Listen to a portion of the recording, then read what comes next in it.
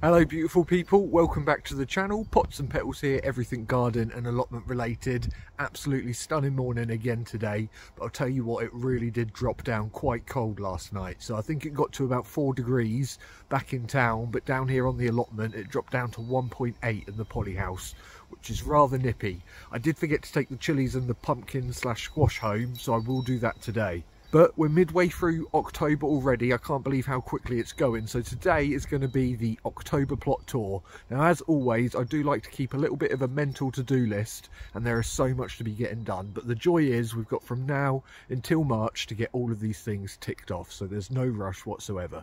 Depending on how long it takes to get through the plot tour, we might be able to do a few little jobs at the end, because I've got some weeding to do, and we really must think about getting the majority of the garlic in now. So as always, we'll go up to the front where I park my car and we'll start the October plot tour, guys. Come on, let's get stuck in. So as always, we'll start up this side. We'll go over to the polyhouse and the fruitcade side a little bit later on. But the only thing really that's really different is all of the sunflowers are really starting to go over now. But we're going to keep them because they should feed the birds throughout the winter time. And we'll also get lots of self-seeded next year all over the plot. So just down here we've got the 2 big compost heaps. I have got 4 in total across the plot, but if you remember we did have a wasp nest in here, but it seems to be dying back. So there's less wasps going in and out of the actual nest now, and there actually seems to be quite a few dead drones within the nest. So the way wasps work is that the nest will start to die back throughout the autumn and the winter time, but the queen will survive, and it'll either hibernate in that nest over the winter and find a new place in spring, or it could emerge now and hibernate somewhere. You'll never get wasps nest in the same place, but I will make sure to turn all of my compost heaps just in case they find a new home in one of the others. Then just across from the compost bins, we've got the apple tree here.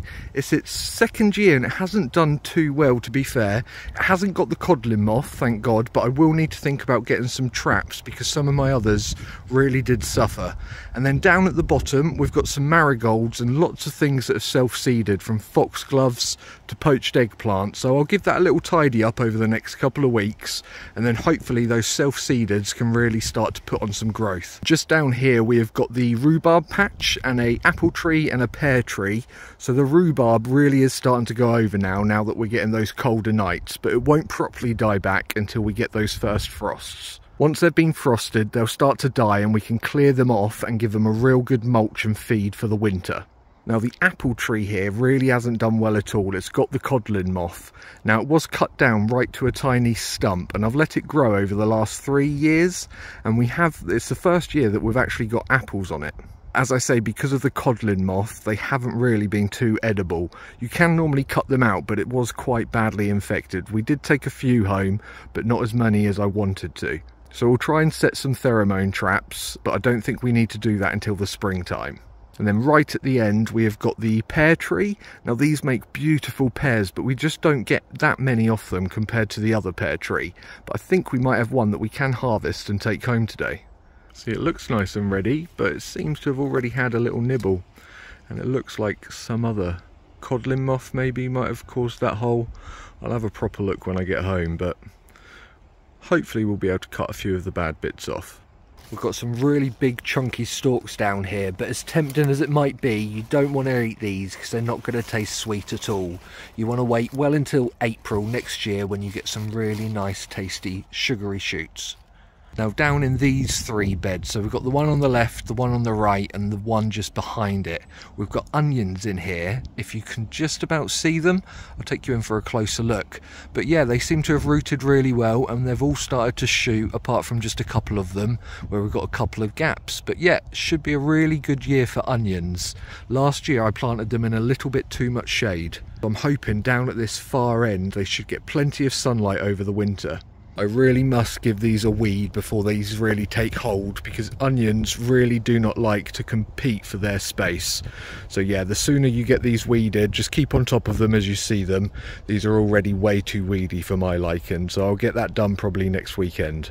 This sunflower is really starting to look quite raggedy, but it's got loads of blooms and buds still forming, and I just can't bring myself to cut this down. So we'll keep it going for as long as possible, because I do like to feed the birds over winter, and this is just probably one of the most natural and prettiest ways that you can. I feel exactly the same about these sunflowers, but I'm going to have to give them a chop when I do start planting over in this corner. But I just can't bring myself to do it just yet because everything seems to still be enjoying them. I even caught a little rat nibbling at some of the seeds the other day. It had climbed up the stalk and it just sat there looking at me. I wish I had my camera, but yeah, I just can't bring myself to pull them down just yet.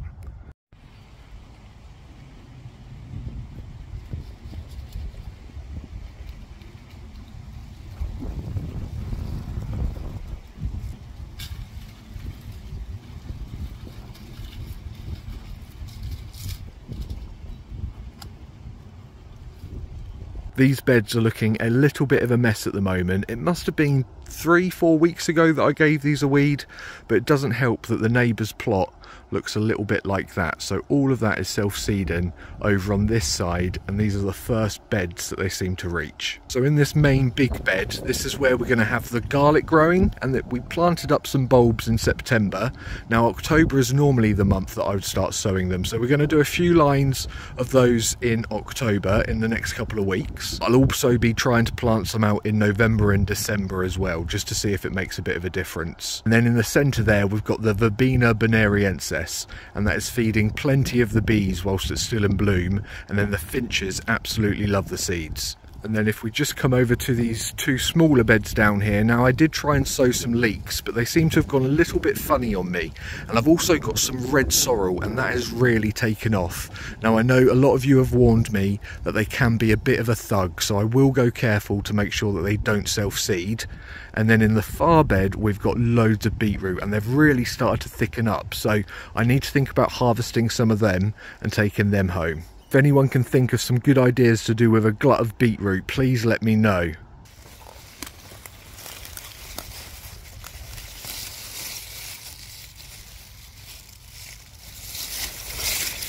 I really should have tried to sort this bed out in the summer because we've got a lot of tulips in here and they would have probably started to root already, so I don't really want to disturb them, but we seem to just have hell of a lot of grass in here. Now we have got some polyanthus, we've got some hyssop, we've got a bay and also a scabious, but you can't really see them because of all the bindweed and the grass that we've got, so I must try and give this a bit of a tidy up over the next couple of weeks as well. We're only a few minutes in and my to-do list is already growing. The bay tree seems to like its new home, so I only popped it in here a couple of years ago and it did sulk for a little while, but just look at it, there's loads of new growth on here, and the great thing about a bay tree is that you can use these leaves in your cooking as well. Now this hyssop has dried out a little bit too much, but if you do pick it early, you can harvest this. This is a herb, but I don't think you use it in food. It'd probably be in soaps and stuff because it smells quite like Vicks. If you're here in the UK, it's like a vapour rub, but I absolutely love the smell of it. Here's the little DIY planter that we done a few months ago. It has been taken over by a few weeds, but that'll only take a couple of minutes to sort out. But yeah, I think it likes its new home here. Everything seems to be ticking along nicely. So in amongst all of that bindweed, we have actually got a gooseberry bush, and I'll tell you what, the size of these berries, they're huge. They're like marbles or large grapes. So I do really want to try and look after this. So I'm going to try and take some cuttings, but we need to wait until all of those leaves have died back. But again, I do need to give this a good old tidy up, and down at the bottom you can see some of the alliums. They're already starting to sprout for next year. The pine berries are still going strong as ever. We've had a few off these just in the last couple of weeks, to be fair, and they don't seem to be dying back any time yet, but they will go back into hibernation in winter, but for now they're still producing berries and flowers. I must admit they are rather thuggish, so do go careful if you do start planting these out into your beds. I would try and designate one area just so that you can keep on top of them. The pear tree is still full of pears, so I'm going to try and give that another harvest because you want to harvest these before we start getting those frosts. And then underneath we've got a gooseberry plant. Now I leave these for the birds, but we have also got some trees growing under here. So we've got an oak, and I'm not too sure what this other tree is, so I really need to try and move those at some point, or at least dig them up. I don't think the pear tree would be too happy with either neighbours, to be fair. If anyone can identify this little guy, that will be very handy. If not, I will have a little search when I get home.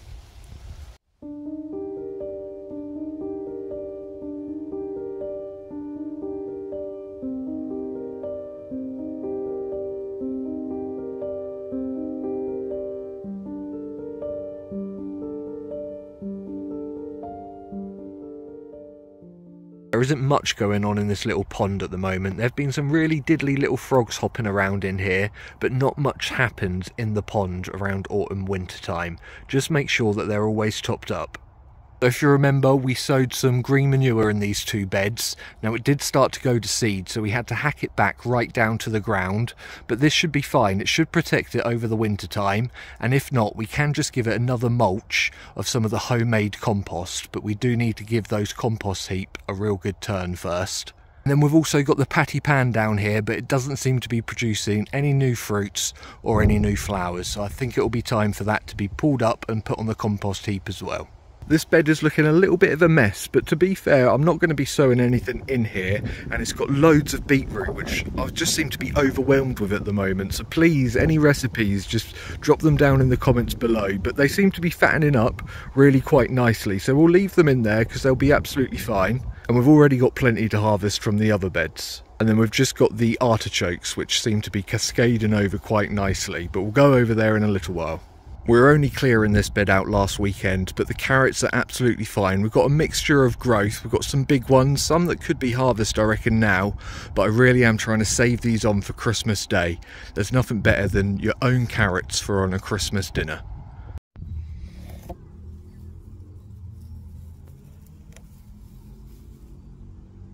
These are the artichokes, the Jerusalem artichokes, and they are quite tall plants, and we have high winds down here. They do seem to have knocked them over, but they're still in the soil. Now I'm pretty sure that you let these die back in the frosts, and then you can start to dig the tuber up come December, January time after the frosts. So we'll leave these as they are for now, as I think that it's going to help towards the development of those tubers. Parsnips are looking absolutely fine. I find with parsnips you really don't need to do much at all, apart from maybe water in really dry spells in the summer, but these will be fine. I will leave these in until the first frosts, because the frost is what turns the starch in the plant into sugar, so it just makes them that little bit more sweeter. Again, you can't have a Christmas dinner without some homegrown parsnips on your plate. Not much going on in these beds. I did try some really late sowing of carrots in the ones nearest to us, and then the ones at the back, they've got some leeks in, but again they haven't done too well at all, so I think I'll just give these a really good weed over, and then we can sow some green manure in its place. That green manure will protect these beds well over the winter, and then it will add those nutrients back into the ground for me when I dig them in. We only sorted this bed out yesterday. All that beautiful compost on top makes it look really neat. We'll just have to see how long it takes before the neighbour's weeds start to encroach. And then we've also got that beautiful dahlia at the back there with those pom-pom flowers with the pink and the white. Absolutely stunning. So don't forget to keep on top of your deadheading, because they will last until the first frosts. Another sunflower I just can't bring myself to do anything with. I mean, they haven't properly dried out yet, so the birds haven't found them, so we'll leave this for quite a little while longer. This little seating area is looking a lot tidier now that I've moved Hospital Corner to outside the Poly House. And we've also got some little buys on here, so I'll take you in for a closer look. Went to a garden centre this morning with my nan, and I had to pick up a few bits because some of them were really cheap. So we've got some polyanthus, and that's that pink beautiful plant down at the front, and they'll give off these tiny little heads which will burst into flower in the spring. We've also got the violas. I brought those a couple of days ago actually from B&M, and they'll just go into some pots when I'm putting the bulbs in them. We've got some bellis, which are these daisy-like flowers, and they go from a white to a pink as they slowly start to die off, and these sort of pop up from now until the springtime. Then at the back we've got some cyclamens. These were only $1.79, but to be fair, it looked like they'd been watering them a little bit too much. They are a little bit soggy. They do like the cold, but they prefer it to be dry. Then at the back we've just got some pots, so these were only £2.50 each. They're terracotta, and they say they're meant to be frost proof, but only time will tell. And then I had to pick up some more seed packets of the green manure. Now this is just an autumn mix, so there's a good mix of different things in there, and I also picked up some peas because I want to try and get some early ones in the Poly House. It's the first year having the Poly House door, so I'm going to be trying lots of new seeds this year. So down here we have got the currant bushes. We've got a red, a white and a pink, but we don't want to do anything with these until the winter time and all of that foliage has started to die back, and then we can give it a real nice winter prune. I've still got this big area around where my chickens used to hang out, so I need to think about what I want to use this space for next year. It does get quite shady in here, so I'm not too sure. I've got the 2 Dalek bins there. I don't tend to use them because I've got the 4 heaps already, but they might come in handy at some point because I could cut them down and make some extra big tubs. I also need to get rid of the chicken house, as I'm sure somebody would appreciate it more than me at the moment. It's just sitting there in the cold and the wet, so I'd rather somebody get some use from it. The grape is now starting to turn, so this one I do tend to leave for the birds. Not that we got much fruit on it this year, but all of those leaves are now starting to turn yellow and brown. Once they've started to fall off, we'll give it a month or so, and then we can think about pruning this one and the one in the fruit cage as well. The strawberry bed is looking quite clear for once. We only sorted this out a couple of weeks ago. These ones on the left hand side, they've got plenty of space to grow, whereas these ones on the right hand side, they're quite cramped together, but we'll see how they get on, and they've given off plenty of runners as well for next year. We also seem to have quite a few strawberries in there to harvest, but a few of them have also been nibbled at, and the slugs have also got some. So my plot is actually 2 plots put together. So we've got the bark side, which we've just been over, and then we're going to go over to the grass path side, which is my original plot. Just down here we've got the 4 box beds. Now it does get quite a lot of shade in here in the winter, so I don't really plant much up in here, but I am thinking about turning the bottom 2 into tulip beds because I've got so many bulbs this year. I will probably use them as cut flowers, so we'll plant a couple of those up as well over the next couple of weeks. And then just in the centre there's the bulb lasagna that we done yesterday, and just a couple of the pots that I've already potted up with some of the tulip bulbs.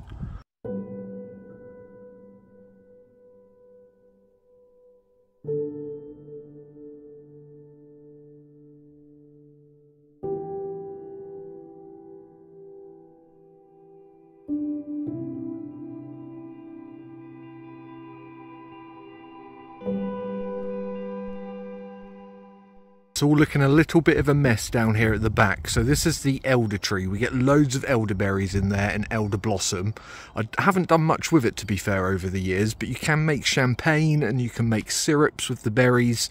There's lots you can do. But at the back here we've got the latest compost heap, but as you can see it's all very new and it needs to rot down a little bit.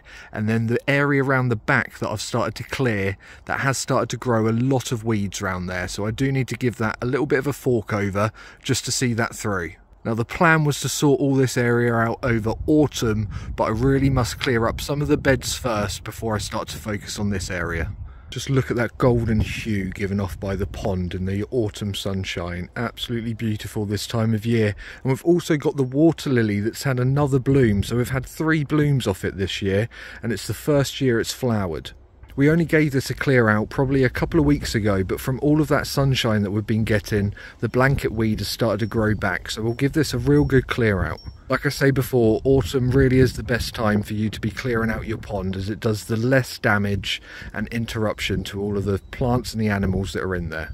Not only that, but most of the frogs will be hibernating under logs and out of the water. Just can't get over how beautiful that water lily is, honestly.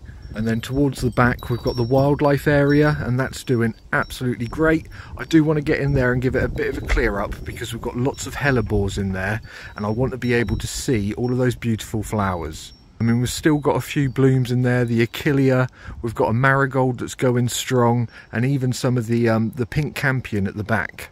There's lots of self-seeded plants in here, from forget-me-nots to calendula and even some foxgloves. So I need to be really careful in here when I give it a real good weed out.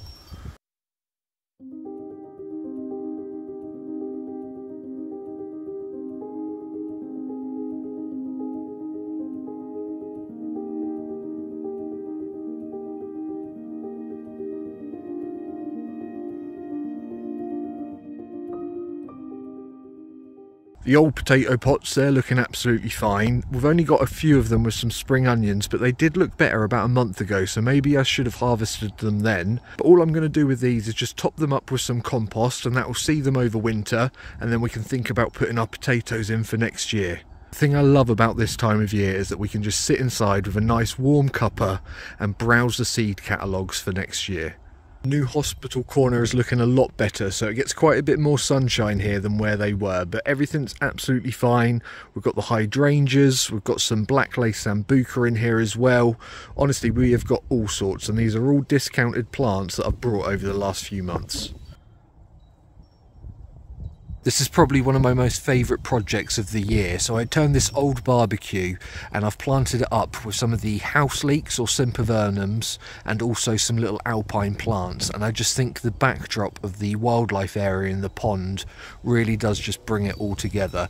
Some of them have flowered and they've started to die off, but loads of them are starting to give off tiny little pups. You could do this with any old container. All you need is some compost and plenty of gravelly grit. These plants really do not like to be waterlogged, but they can really deal with the really cold temperatures that we can get here in the UK.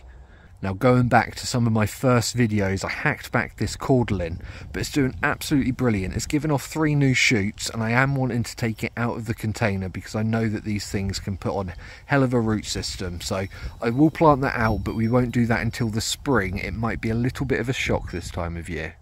The little bird bath and the ponds down here with the little wooden seat, it's all looking quite pretty at the moment. I just need to cut back some of this grass, but I think there'd be quite a few frogs in here at the moment. So before you do any mowing, especially this time of year, just kick through the grass a little bit just to get any of those critters away before you go in with some machinery. I did pop the polyhouse door down last night, but because we haven't done the window at the end, it did get down to 1.8 degrees. So we do really need to get that window sorted out soon. That to-do list is growing and growing, but inside we've got the seedlings that I've already started just here on the shelf. So I made this shelf just a couple of weeks ago, and you can see how I done it. It's going to fold away in the summer so that I can still grow all the tomatoes and cucumbers in here, and then it pops out in the winter just when I need it. So over here we've got quite a few cuttings. We've got a mixture of rosemary, some fuchsias, a rose that I found and dug up. We've got a couple of the rose cuttings as well, and also some house leeks in a little pot down here. We've got some of the things that I've brought on by seed. So the bunny tail grass is doing really well, along with the candy tuft. Clarkia, we've got a few that seem to have germinated, but the larkspur, the peony poppy and the cornflower really don't seem to have done well at all. I know we did get some germination, but they've either dried up or been eaten by the snails and slugs. Then just at the back we've got the foxglove, so I really need to start pricking some of these out and potting them up into their own little pots to grow on over the autumn and winter. I think these are alba, so they're going to be a pure white colour, but honestly you never know with these foxgloves. Then we've got some more of the house leeks or sempervernums, and we've got some coreopsis here, which I divided up into 3 new plants. I'm going to keep all of these potted up over the winter time, and then we can start planting them out come spring next year. And then at the back there we've also got the dogwood cuttings, and they're all now starting to sprout as well. And down there I think that's just a little astilbe that I managed to pot up. And then we've got some of the roast mashed potato squash. This is the colocasia. I'm going to have to take this home with me soon because this really does not like any frost at all, and I reckon 1.8 was a little bit too mean for it last night. Then we've got some of the strawberries down here as well. I'll either plant those out or give them away in the new year. And then finally we've got the onions. So it's the first time that I've sown onions by seed, and these were looking a little bit anemic because they weren't getting much light where they were. So I've brought them in here, and as you can see they are now starting to green up a little bit. And if we just drop down to here, we've got the chilies. I did mean to take some of these home with me yesterday, and they are now starting to turn that yellow colour, and I believe these are Scotch bonnet. So we're going to harvest those and take them back with us. Graham, mate, if you're watching, I think you were right. So we've had quite a bit of sunshine over the last week or so, and that grass has already started to grow back. So I don't think we've done its final winter cut just yet. So we'll give it another cut probably next weekend. Now I grouped all the pelargoniums together, so I'm going to bring those in soon. Now hopefully, as long as it don't get really cold in that polyhouse, they should do okay in here. And we've also got the rosemary and a couple of other little herbs down here. But once the tulips start to poke up, I will put all the little planters down here just to make it a little bit prettier again. We did sow some green manure in here, but I don't think it took very well as we've got plenty of weeds in here. So we'll have to give this a weed and sow some green manure as well. We'll add that to the to-do list. And then with that little bed at the back there, we'll just top that up with a little bit of compost to see it over winter. Now this dahlia is starting to look a little bit raggedy, but it's just because of some of the high winds and it started to flatten just some of those stalks. But you can buy some supports or just use some bamboo and also some twine to keep them supported. But this will be fine for now because it won't be too long before that frost hits and these will start to die back anyway. When that happens, I will take you through some top tips and what I do just to help protect them over the winter time, because they don't like the frost and they do not like to be waterlogged. This compost heap is really starting to rot down nicely. I haven't added much to it over the last couple of months because I want to give it a real good turnover, and hopefully there'll be some real nice crumbly compost at the bottom that we can use on some of the beds over autumn and winter. So we haven't got a huge amount going on in these beds at the moment. We did sow some broad beans in the bed closest to us, but we won't see anything from that for a couple of weeks. And I do want to try and plant out some garlic in here. I've got so much because I just really didn't have a good harvest this year. So I want to try and get as much in there as possible so I can have a real good harvest and have plenty of bulbs to save for next year as well. The bed furthest away, so along past the fruit cage, I am thinking about turning that into a sunflower bed because it worked really well in that I could tie them up to the wooden poles and that stopped them blowing over in the wind. Another little job that I must try and do is to harvest the beans from the bean teepee that I've got. It's dry for the next few days, but towards the end of the week we are due some wet weather, so I don't want them to go mouldy, so we'll harvest those today. These are the only 2 kale that seem to have survived. I did do a whole row of them, but these are the only survivors that we've got. So hopefully we'll have enough kale for one. Luckily, I'm the only one that eats it anyway. The flower bed is still going strong. So the coreopsis, the marigolds, hollyhock, we've got salvias, dahlias, rudbeckia. They're all still going really strong. And I can't forget that beautiful cosmos that we've got. It's absolutely stunning. And not to mention, we've got loads of self-seeders in there. So we've got some foxgloves, we've got forget-me-nots, and they should all start popping really early before all of this summer planting will pop out later on in the season. I know I showed it off yesterday, but look how beautiful he is. And we've still got tons of buds on this plant to come. Just look at it. So hopefully we don't get any frost soon because it will kill the plant off. And it's got so many on there, so fingers crossed this lasts a couple of weeks. Now, if you remember, we had a nigella forest in here and it's already started to blanket the bottom from all the seeds that have dropped. Now, I'm going to leave it like this because it's going to protect the soil over the winter, and then come spring, we're just going to have to be a little bit ruthless and dig it all up. But just look, the rudbeckia and the echinacea are still looking stunning. I'm going to leave them because the seed heads supposedly are great for birds. And then at the back we've got the nepeta and also one of the sedums, and that's still attracting loads of the bees. I did want to try and split some of that nepeta this year, but I'll probably do that in the springtime. But I mean, any herbaceous perennials you can start splitting from autumn until spring. Just don't do it in the depths of winter because it might shock the roots a little. One thing I love about a blueberry plant is when it starts to turn in the autumn. Just look at those beautiful reds and purples which are starting to turn. Once they start to turn red, they will then drop off, and you can think about giving these a real good prune. So my nan, bless her, last weekend she spent a good 4 or 5 hours in here. It was surrounded by bindweed and all sorts, and she spent the whole day giving it a really good weed. So finally we can actually see some of the fruit bushes that we've got in here. So we've got a mixture of goosegogs, we've also got the raspberries at the back here, some red currants that don't seem to do too well, and also the grape. But yeah, I'll show you the grape now. It's a little bit of a monster, so you're only really meant to keep a couple of vines, but I've got loads on here.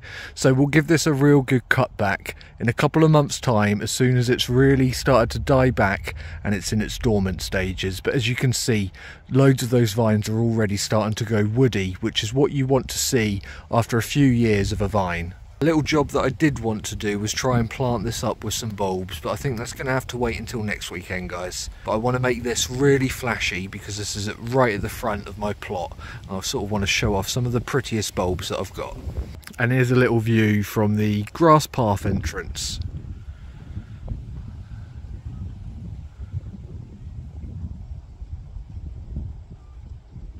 That's all we've got time for today, folks. That was the October 2023 plot tour. Now, I've had to come into the poly house because it's getting quite nippy out there. I know it looks quite sunny, but it is quite deceiving. I'm from the south of the UK, so anything below 10 degrees, we class that as freezing. So I'm going to head home and I'm going to warm myself up and edit this video with a nice hot cup of tea.